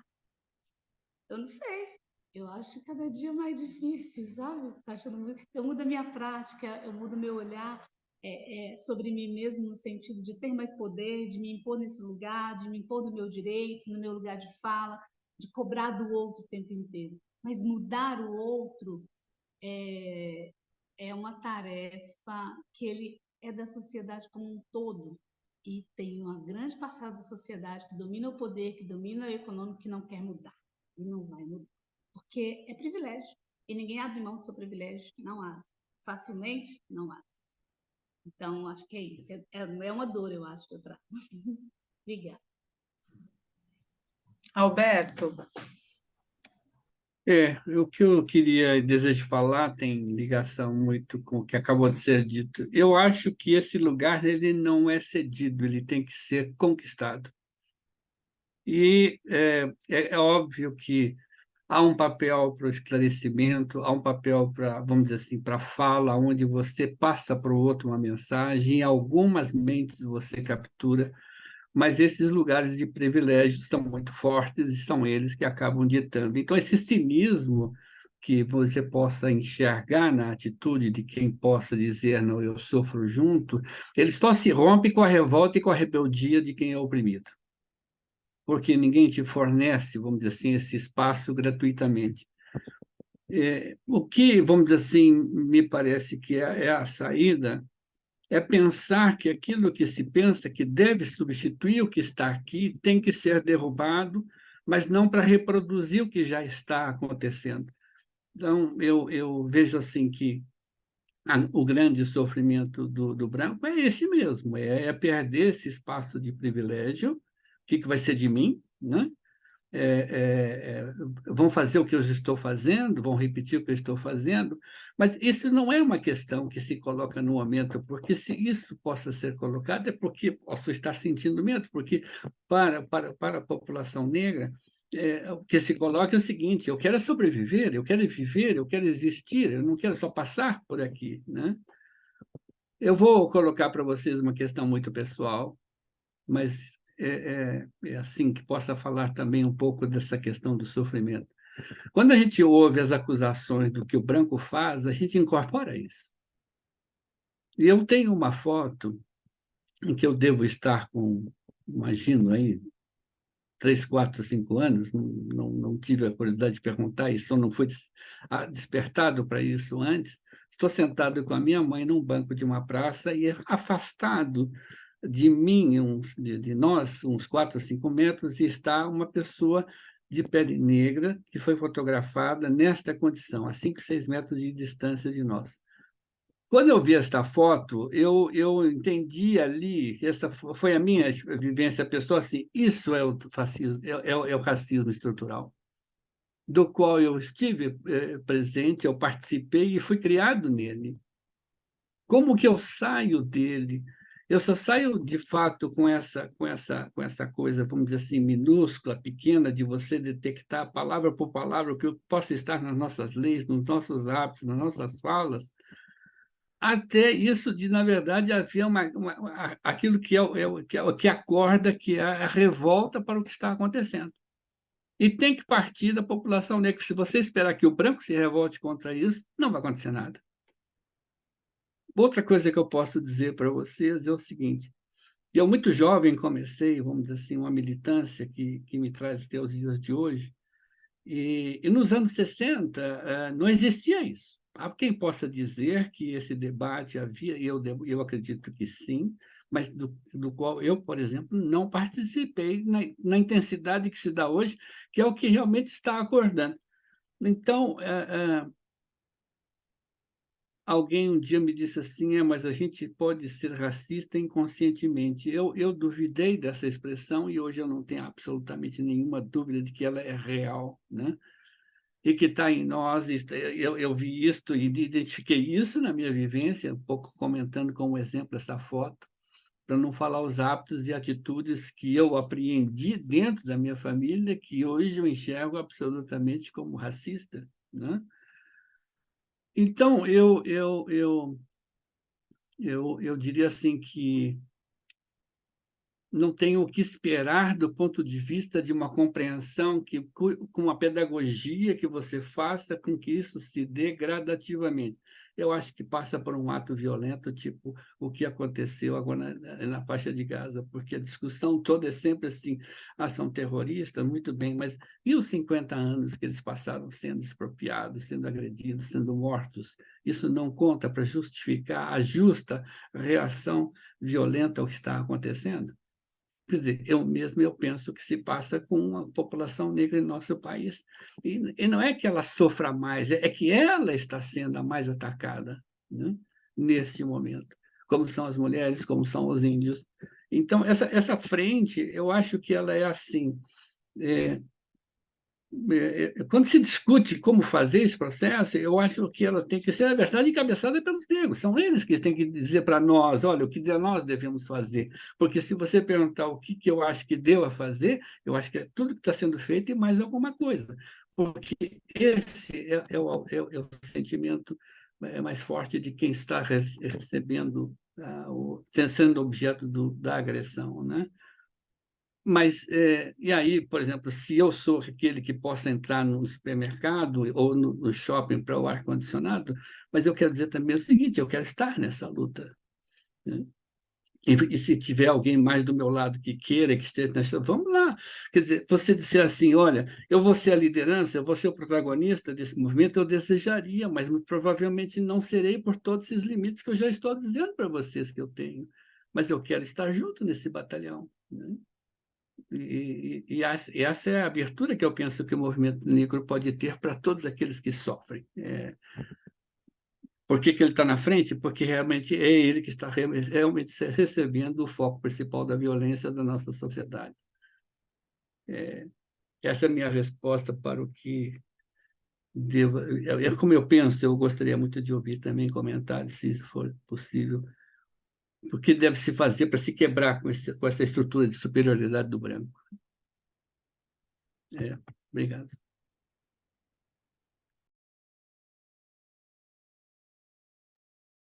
Vou eu agora? Alguém mais Sim. quer? Alguém mais quer falar? Se ninguém quiser, então, Pri, a palavra está com você. Muito obrigada por vocês terem falado, por vários motivos. Primeiro, bom, Cris, obrigada por inaugurar aí a fala, essa coragem e um pouco de insistência em sempre falar, assim, às vezes é tomado num lugar um pouco surdo, né, porque a gente sempre está falando, aí para de ter feitos, né? Mas, diante de espaços que às vezes ficam tão silenciados, é preciso, ainda que a gente não consiga ser escutado em todas as vezes.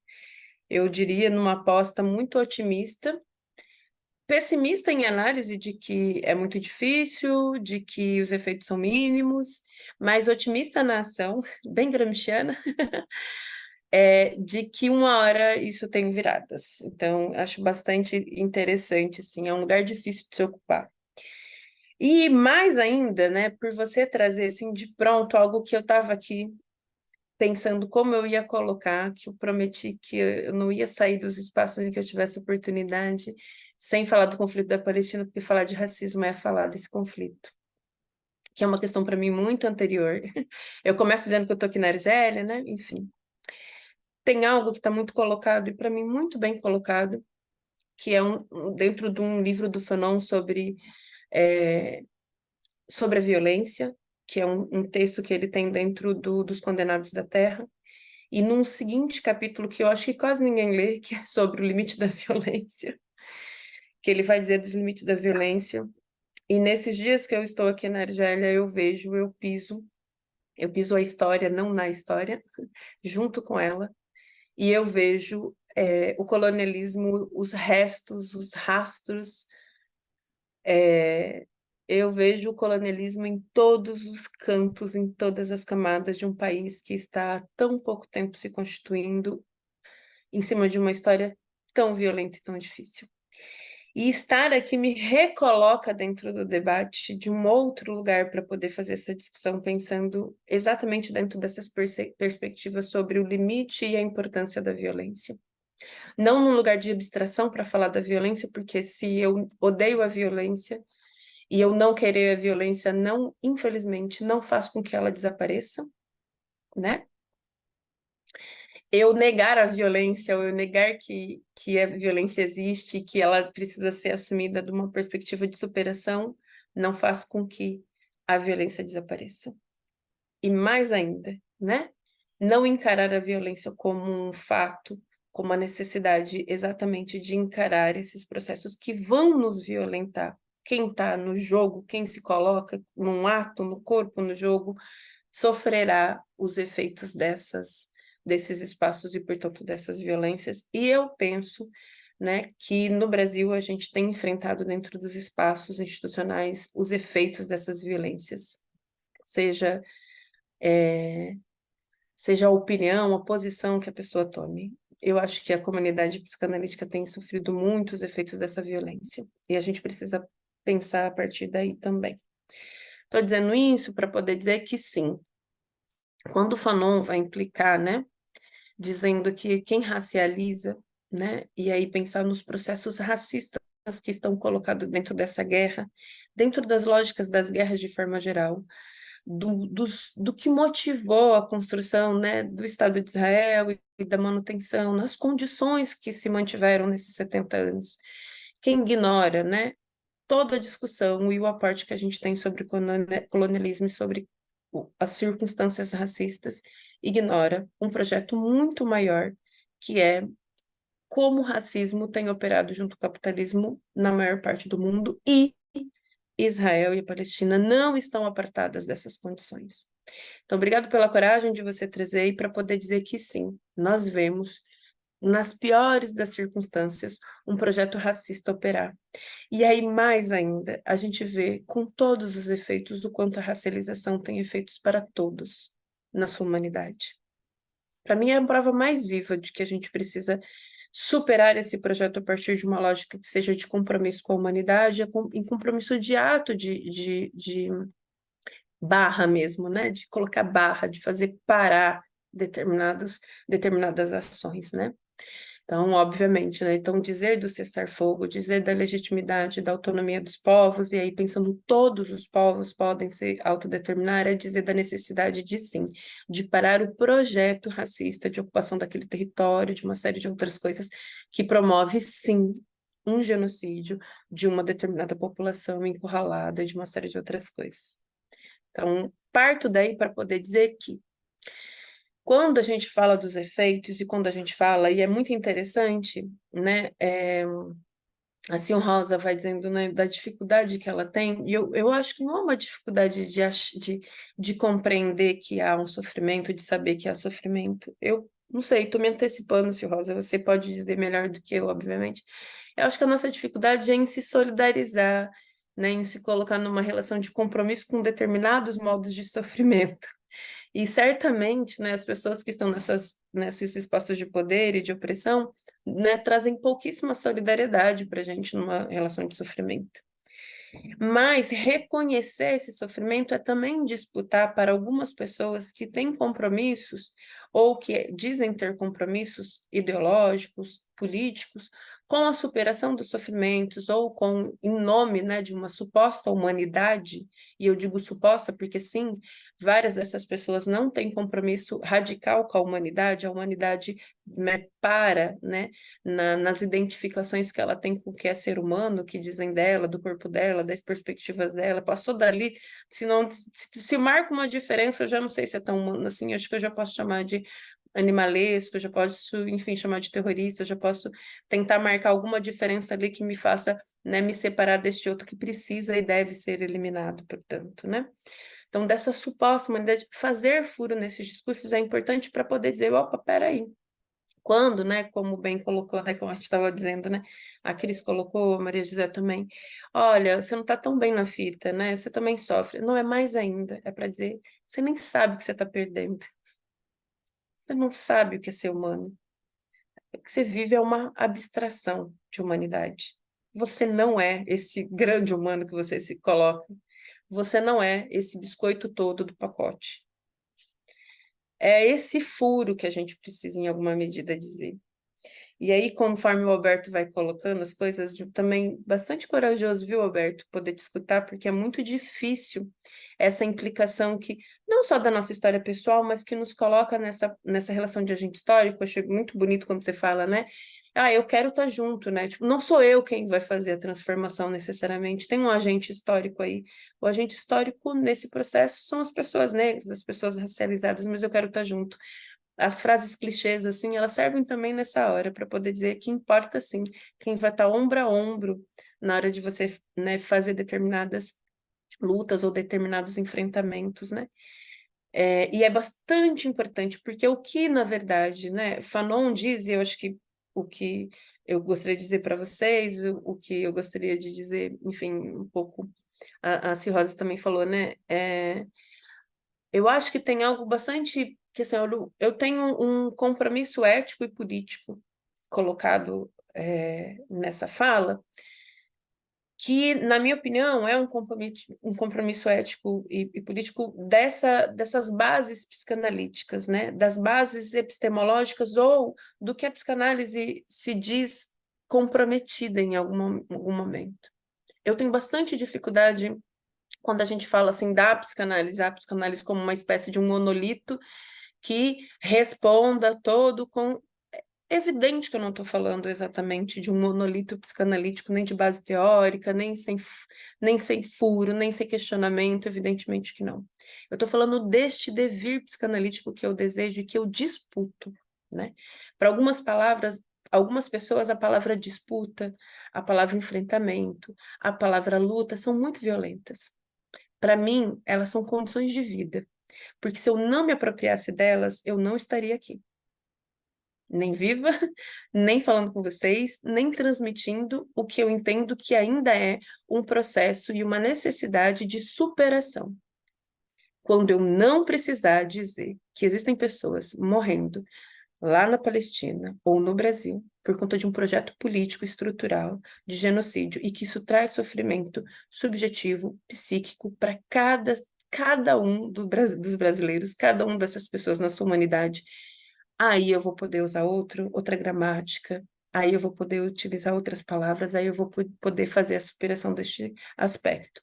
Isso não significa que eu não seja feliz, que eu não dance, que eu não fale de literatura, que eu não fale de música, mas o meu compromisso ético e político é com essa superação. Outras pessoas podem ter outros. O meu é esse. E eu escolho afirmar esse compromisso. Então, quando o Alberto fala, quando a Cris fala, quando a Maria José fala, né, e a Sil Rosa também fala, isso me diz de que a gente tem muito mais pessoas dispostas a fazer este enfrentamento, que não vai ser, eu acho bastante interessante quando o Alberto diz, não, olha, não é dado, ninguém vai sair de uma relação de poder hegemônica por uma simples consciência, assim, o número de pessoas que rompem com seus espaços de poder hegemônico por consciência política, sem nenhum tipo de disputa e enfrentamento, é mínimo, se é que existe, né? É um aspecto de luta, né? Eu falei luta por reconhecimento, o Alberto retoma aqui, né? Em alguma medida, quando a Cris fala, quando Maria José e Sil Rosa fala dessa dificuldade, essa dificuldade ela é estrutural, né?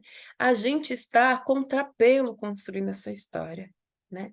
Para derrubar esses supostos espaços hegemônicos de poder, e são supostos porque eles são, sim, possíveis de serem furados, a gente precisa se colocar nessas posições de luta. É uma luta. Nem toda luta são com armas necessariamente. Algumas são.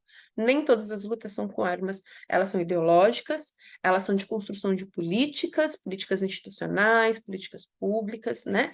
Elas são exatamente na instalação das necessidades olha, o mínimo era até aqui, agora a gente precisa dar um passo à frente do mínimo, ou um passo do lado do mínimo para poder dizer o mínimo é outro.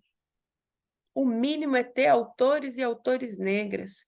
O mínimo é a gente partir da realidade do nosso consultório, das pessoas que estão nos procurando neste momento. É o mínimo mudou, né? Se o mínimo era poder escutar mulheres histéricas que sofriam pelo patriarcado em Viena, o mínimo hoje é escutar a população negra que está chegando no nosso consultório e dizendo que o racismo promove marcas irreversíveis na sua construção subjetiva. É o mínimo, é o mínimo. A partir daí a gente pode produzir outra coisa. Então, é uma luta, é a luta por reconhecimento. Essa luta não é só sofrimento, ela também tem várias vantagens. A gente falou de várias coisas difíceis aqui, né? Mas ela promove laço social de um outro lugar, que promove o encontro com as nossas diferenças, o encontro com nós mesmos, né? Aquele texto tão bonito da Neuza Souza Santos sobre o estrangeiro, a nossa condição. Eu acho bastante bonito aquele texto, porque em alguma medida o que está colocado ali é que quando a gente encontra com a diferença, é aí que a gente pode promover a alteridade, que é se saber outro, que é se saber estranho a si mesmo. É o básico da psicanálise, é se saber cindido, é se saber não todo, né? Então, a aposta na nossa humanidade, nessa humanidade radical, é uma aposta nessa transformação. E aí eu vou tirando assim, consequências práticas e políticas disso, que acho que todo mundo tem uma coisa, eu sou marxista, já ficou um pouco claro, né? Bases também, mas tem eu sempre brinco que tem um nome de um texto do Lenin que chama O que Fazer. Eu digo que a academia, os espaços intelectuais, assim, é histórico, né? A gente promove uma série de construções teóricas, epistemológicas, aí na hora da prática, ou seja, o praxis é onde a gente mais tem dificuldade. Aí a gente para, na hora de abertura das perguntas, é assim, beleza, entendi. Mas e aí, o que fazer? A gente precisa criar o nosso manual do que fazer. E, para isso, a gente precisa acumular historicamente quais foram os processos, né, que o movimento negro, que Lélia Gonzalez, que Neuza Santos Souza acumularam historicamente para a gente, para poder dizer como a gente pode superar. Eles vão responder num todo cada uma das nossas necessidades para a superação do problema? Não, porque cada realidade, cada instituição, cada clínica, cada posição vai precisar da sua particularidade. Mas esse acúmulo histórico nos dá as condições necessárias para superar estes processos. Por isso que é importante a gente falar destes autores, dessas autoras. Por isso eu fico tanto feliz que nesse 20 de novembro, ainda que as condições não estejam superadas, eu pude escutar de vários colegas de diferentes espaços, né? A reivindicação de Lélia Gonzalez, de Neuza Santos Souza, de Zildinha Batista, de Lucinha, de várias mulheres, de várias pessoas negras que construíram esse saber ao longo dos anos. Eu só posso estar aqui com algum conteúdo, com alguma condição, porque essas pessoas estiveram mesmo antes de mim, né? A gente pode dar o nome disso de ancestralidade, né, de construção epistemológica, de isso tudo está associado. Nós precisamos nos apropriar deste conteúdo que até então foi negligenciado, não estudado, não só nas instituições psicanalíticas, mas na nossa construção do saber acadêmico, né, do saber, enfim, o Alberto traz uma questão bastante particular, reconhecer, Alberto, essas estruturas racistas que forjaram, né, no íntimo, na tão famosa cena familiar, dentro da sua família, né, os aspectos que te racializaram, é importantíssimo para que também isso seja feito não só na nossa Constituição enquanto analistas, como pessoas, sujeitos históricos, mas em todos os nossos processos, né? Poder olhar para trás numa perspectiva do presente que constrói o futuro, do devir, é urgente. Então, a gente não está reivindicando, né, uma espécie de reparação apenas pelo processo do passado, é pelo desejo do presente e de um futuro que não repita o que a gente vive no presente. Este é o compromisso. A gente não vive preso ao passado. A nossa reivindicação de identidade, de identificação e de um processo de superação desses espaços não tem que ver com compromisso com o passado, tem que ver com a necessidade de um devir futuro que não nos oprima mais. Nem negros, nem brancos, nem qualquer outra pessoa por conta da sua racialidade, por conta da sua orientação sexual, por conta de seja lá qual for a sua escolha pessoal, né? Ou mais ainda, né? A sua característica, a sua orientação pessoal. Essas perspectivas não podem mais ser motivo de opressão. E alguns enfrentamentos, que foram muito bem colocados aqui, são urgentes, né? É a partir daí que a gente pode conversar, né? Vai lá, Alberto.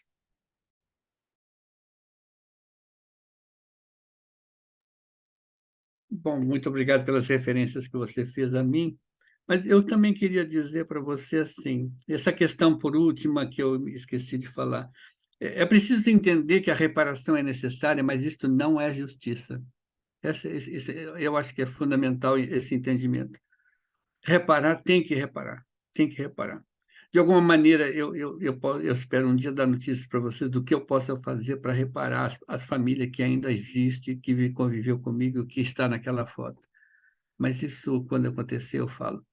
O que eu queria também dizer, assim, você sabe que eu acho, como nós estamos falando da psicanálise, o que eu encontro é que antes de mais nada, quando nós estamos lidando com essa população, se você for falar da população de classe média para cima, de repente ele senta na sua frente com um discurso pronto, em que a sua intervenção parece que se limita de fato a escutar. Mas quando você pega o povo pobre, o povo sofrido, a população negra ou não, parece que ele traz para você aquilo que é, os meus problemas são estes, e te coloca numa condição de administrador da sua realidade. E aí você vê que os sonhos todos estão contidos por uma classificação do tipo, eu sou depressivo e ansiosa. E nesta classificação generalizada, parece que a ideia é que você vá na farmácia e encontre na prateleira o remedinho para a sua depressão, ou está nos anúncios das igrejas pentecostais na televisão. Se você acompanhar isso um pouco, está sempre aparecendo, você é depressivo, ou você quer vir no meu culto. Mas, no fundo, eu só quero dizer isso, porque isso é o que mata o sonho de uma mudança, isso é o que mata o sonho, porque as pessoas chegam se dizendo depressivas e ansiosas e tomam medicação para isso, como que admitindo que não tem espaço para sonhar, porque se sonhar, cai na frustração. E eu acho que o trabalho da psicanálise é abrir esse espaço, como que dizendo para as pessoas, da maneira que a psicanálise permite, olha, você tem direito a sonhar, você tem direito a ser feliz, você tem direito de se levantar e olhar para o seu horizonte de uma forma frontal e não olhando para os pés quando caminha. Então, eu acho que colocando essas pessoas, que você possa ter acesso, e aí eu estou dizendo daquilo que se pode fazer até individualmente, não necessariamente precisando ser grupo organizado ou partido político, mas na sua ação de psicanalista, de analista da realidade desta população, você dizer, olha, o mundo é seu também, né? Foi dito que ele não é seu, mas ele é seu, e para você transformá-lo e contribuir para isso. Então, eu acho que é por aí também que começa uma ação da psicanálise para mudar, vamos dizer assim, a qualidade de pensar de uma população e de se reconhecer como que alguém que existe, que entra na cultura, e não só alguém que passa como um vegetal por ela e não pode fazer nada, porque alguém lhe disse que você, como depressivo e ansioso, não tem como fazer.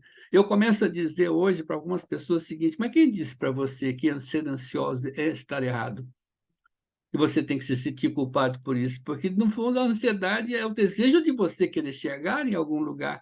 Por que não alimentar isso? E não como algum mal pelo qual você toma remédio. É um risco tudo isso que eu estou dizendo. E é um risco você falar, vamos dizer assim, de uma forma muito aberta, como eu estou fazendo, mas para algumas situações eu penso que é aquilo que pode acordar a pessoa para uma possibilidade que ela pensa que não tem. E é isso que me ocorreu depois do que você falou e do que eu vejo que acontece na clínica com a população que nos procura. Eu quero falar rapidinho, porque eu vou ter que ir embora, infelizmente. Primeiro, agradecer, Priscila, que maravilha poder fechar esse ciclo de estudos contigo. Enfim, não consigo colocar em palavras, mas posso te afirmar, assim, que você chegou a mim, pelo menos, num momento muito especial e penetrou, enfim, muito obrigada, né?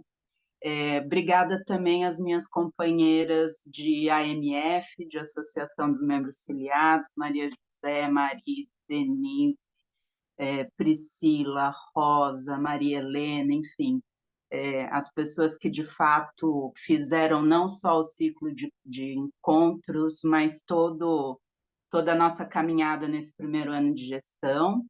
E eu queria assim fazer um convite / apelo para quem está aqui, para assistir gratuitamente na internet. Vocês vão achar no YouTube 3 documentários. Um se chama Nascido em Gaza, o outro se chama Gaza Fights for Freedom, Gaza Luta por Liberdade, e o outro se chama Tanturra. Esses 3 documentários, a partir do olhar da nossa realidade histórica brasileira, para mim foi muito importante assistir esses 3 documentários. Gaza Fights for Freedom começa com uma imagem de uma família palestina vivendo numa área mais miserável de Gaza, que não deixa nada em relação à realidade das favelas brasileiras, das periferias brasileiras. Então, a gente vê, infelizmente, pelo menos nos lugares onde eu estou circulando, um certo distanciamento de nós brasileiros do que está acontecendo na Palestina, como se isso fosse um assunto complexo demais para nós, específico demais do Oriente Médio, e eu acho que isso tem a ver com o privilégio da branquitude, da elite, entre aspas, da elite econômica, de fazer com que a gente se dessensibilize, de fazer com que a gente se divida e fragmente, como se a gente não tivesse uma luta única, que não tem fronteiras. Então, foi educativo, foi esclarecedor e foi útil para pensar aqui onde a gente está, não só para pensar no que está acontecendo lá, né? E é um pouco da esperança que eu tenho, que a partir do que está acontecendo lá, a gente também consiga se pensar na nossa realidade, que é de séculos, né? Então, por isso é um convite-apelo. Eu acho que é uma chance que a gente está tendo, se é que dá para tirar algo de positivo disso que está acontecendo, é uma chance que nós brasileiros temos de passar por essa barreira da falta de sensibilidade, de entendimento de que é uma luta coletiva, né? E eu acho que esse é um pequeno, irrisório gesto político, né? Não se distanciar, não se romper com o que está acontecendo lá, como se não tivesse a ver com o que a gente vive aqui. Eu entendo que tem, e tem muito, e a gente pode pensar muita coisa da nossa realidade a partir de um entendimento do que está acontecendo lá. Estou indo. Beijos, muito obrigada a vocês todos. Eu espero que a gente ainda se cruze muito nas lutas. Alberto, ombro com ombro, vamos lá. Beijão para vocês.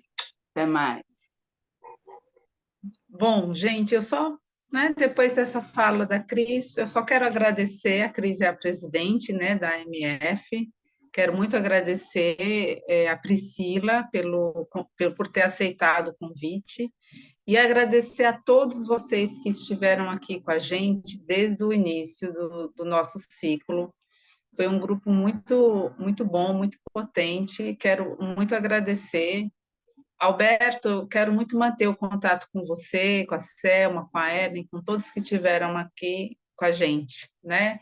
Tem as nossas redes sociais, vocês podem também deixar lá o contato de vocês, seguir, para a gente continuar junto nessa luta. Priscila, muito obrigada mesmo, viu? Pessoal, então a gente encerra por aqui. Obrigada, Obrigada, gente. Parabéns pelo eixo. Obrigada pelo convite. Obrigada. Tchau, Tchau, pessoal. Obrigado, Muito obrigado a obrigada. vocês todos. Se Obrigado. tiver mais, quero participar. Com certeza. Eu também. Tchau. Tchau, tchau.